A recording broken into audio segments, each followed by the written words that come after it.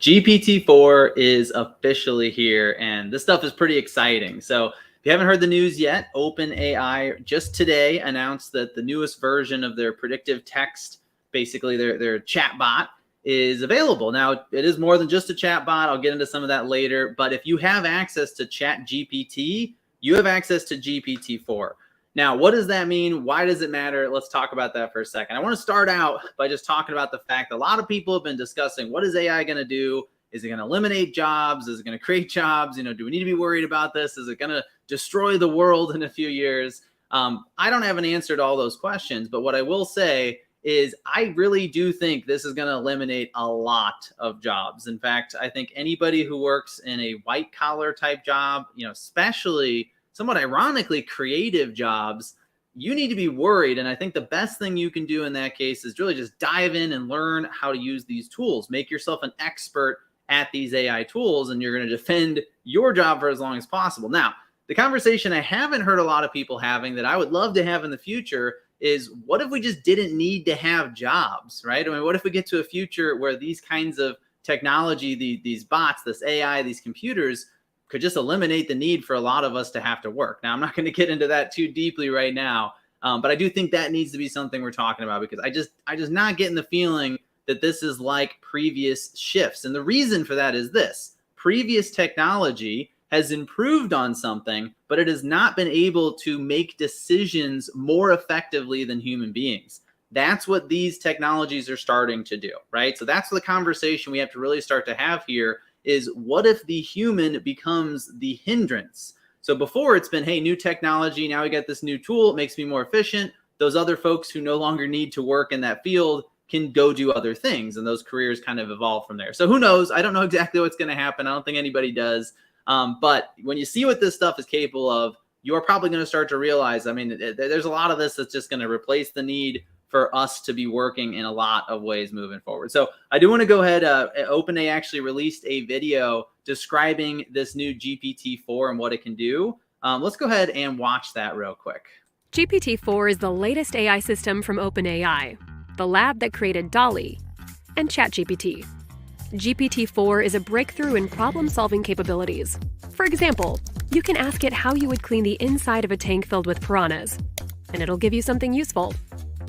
It can also read, analyze, or generate up to 25,000 words of text. It can write code in all major programming languages. And it understands images as input and can reason with them in sophisticated ways. Most importantly, after we created GPT-4, we spent months making it safer and more aligned with how you want to use it. The methods we've developed to continuously improve GPT-4 will help us as we work towards AI systems that will empower us all. All right, so now you got a quick overview there. So let's take a look at what some of the capabilities of this are. I'm just going to share my screen for just a second, kind of run through here.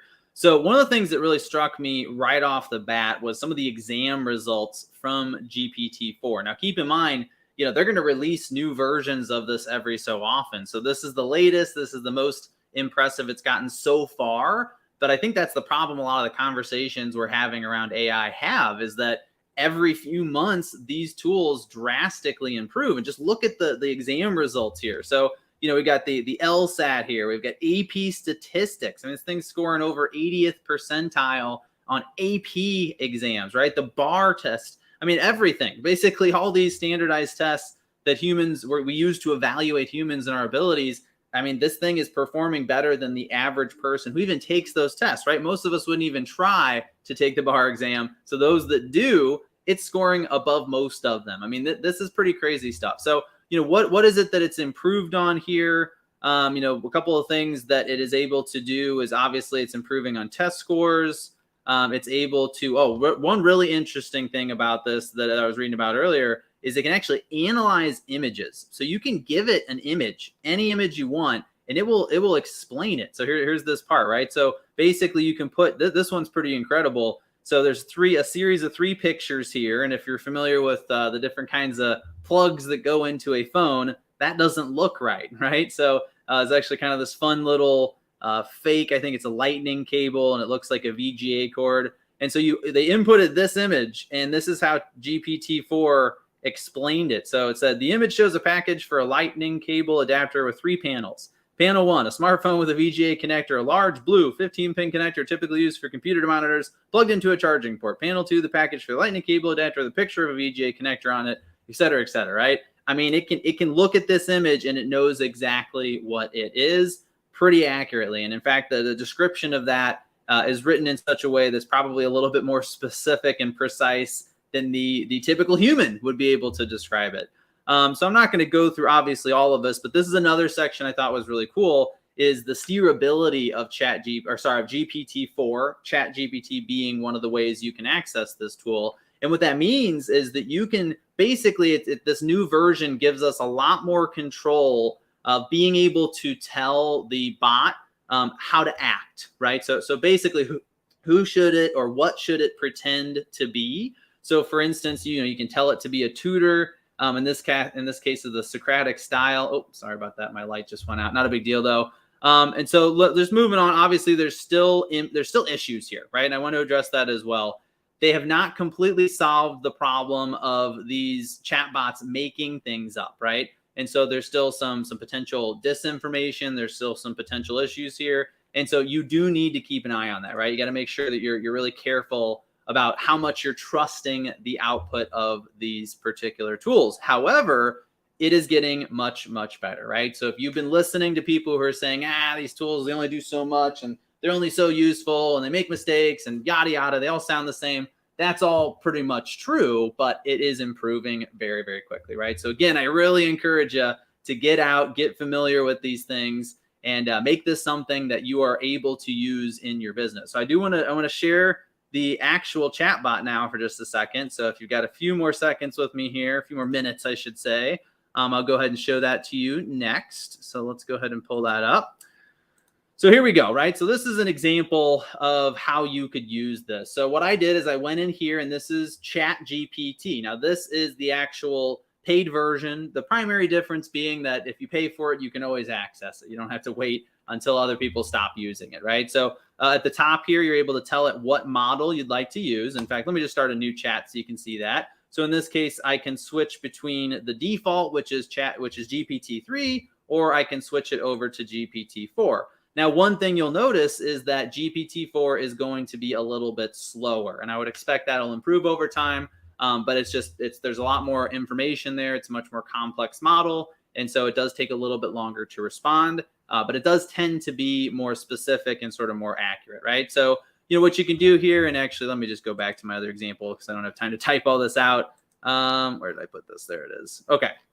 So you can come in here and say, I want you to act as a real estate marketing expert. Or you could say, I want you to act as a local real estate agent. In fact, let's try that. I want you to act as a local realtor in St. Louis, Missouri. Write a script for a YouTube video about the top 5 reasons to move to St. Louis. Okay. So let's go ahead and see what it creates. Oh, and I forgot to change the default here. So we'll let that go ahead and respond there, but I'll copy that out and switch it over to GPT-4. So let's go. Sorry about that. Switch that. All right, let's try one more time. So this is GPT-4 now, and you can actually see here as it's starting to type, it types about half the speed, right? So it's not going to be quite as aggressive there. And so I don't know that we have time to sort of sit here and watch it write out this entire thing as we're sitting here. But you can see that it is going to start to write an entire script for us. Now, I've noticed the one thing with ChatGPT is if I don't tell it not to include, for instance, the who's talking, it'll say things like host. Sometimes it has shot descriptions, things like that. Those aren't necessarily bad, but for most scripts, I don't necessarily need that stuff in there. So in this previous example, and I'll let this write out for just a couple seconds. But in the previous example, I actually told it not to include that stuff, right? And so what's nice is that as it says something, you can say, hey, I like that, but remove this part, and it will, right? So this is all pretty impressive stuff. So I'm just going to read a little bit of this out loud, just see how it does. I did not set any of this up in advance. I literally just said, hey, go ahead and write this. So it might be bad, but we'll find out, right? All right, so it says smiling and enthusiastic, right? So, hey there, welcome to our YouTube channel. Not really a good hook. I wouldn't start that way personally, but I'm your local St. Louis realtor, and today I'll be sharing the top 5 reasons why you should consider moving to our vibrant and charming city, St. Louis, Missouri. So let's jump right in. Reason number 1 is affordable living. St. Louis is known for its low cost of living, which means you can enjoy a great quality of life without breaking the bank.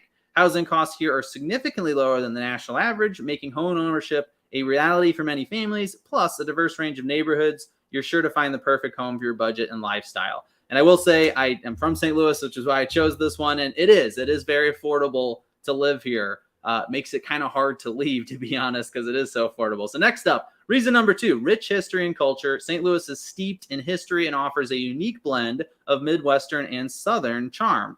The iconic Gateway Arch serves as a symbol of our city's role as the gateway to the west, while our many museums, art galleries, and theaters showcase the region's cultural diversity. Be sure to explore the city's historic neighborhoods like Soulard and Lafayette Square for a taste of St. Louis' vibrant past. And those are accurate, right? So far, I'm not going to read every single thing in here, but one thing I've noticed as I've been using this lately is it is giving accurate information almost all the time, right? So every single one of these things, the St. Louis Blues, Forest Park, you've got History Museum, St. Louis Art Museum, those are all real things. Washington University, St. Louis University, right? This is all accurate.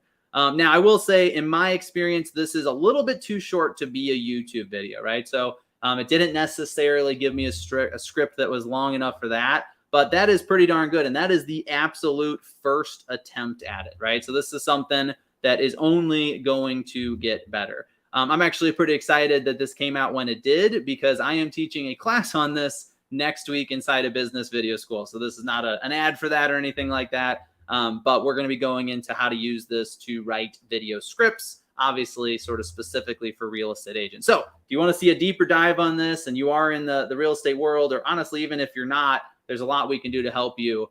Definitely check out Business Video School if you want to be a part of that. So anyway, just mentioning that real quick. But that's obviously not really the point of this stream. So I'm almost out of time. I got to hop off here to jump on another meeting, but just did want to come on and talk briefly about the fact that GPT-4 is officially here. This is a drastic improvement in how these tools work. And so if you had any expectations, if you sort of thought you understood the limitations of these AI tools, you probably don't anymore, because this has gotten substantially better. So reality here is that this is just something we got to get used to. The people who learn to use these tools sooner rather than later will have a distinct advantage, because these things are evolving very quickly. You do not want to be getting replaced by AI in a few years and have no idea what that means. Okay, you need to make sure you're keeping an eye on this stuff. And a lot of it, there are free versions you can get into using, right? You can get a free version, free access to ChatGPT. So there's very little excuse to be getting out there and trying this stuff. So